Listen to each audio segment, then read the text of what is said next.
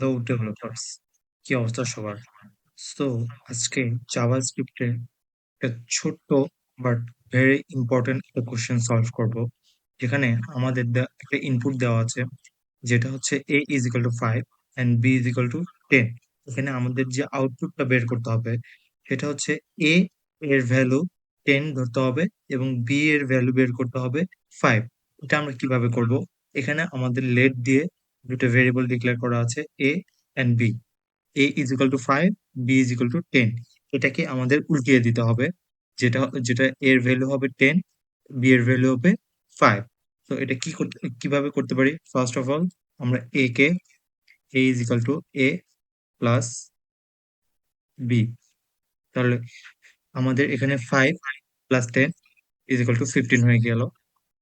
এবার b is equal two আমাদের a minus of b। তাহলে আমাদের 15 এ থেকে আমাদের বি এর, অর্থাৎ বি এর মান 5 হলো। এবার হচ্ছে এ এর মান আবার বের করব, a is equal to a minus b. So এইভাবে আমরা যদি এখন কনসোল করি, এন্ড দেন আমাদের কিন্তু এর ভ্যালু 10 এবং বি এর ভ্যালু 5, যেটা আমাদের আউটপুটে আসার কথা সেটাই এসেছে। সো ধন্যবাদ, আজকের মতো এইটুকুই। আমার এই কোশ্চেন গুলো যদি ভালো লেগে থাকে তাহলে অবশ্যই like and subscribe. Thank you.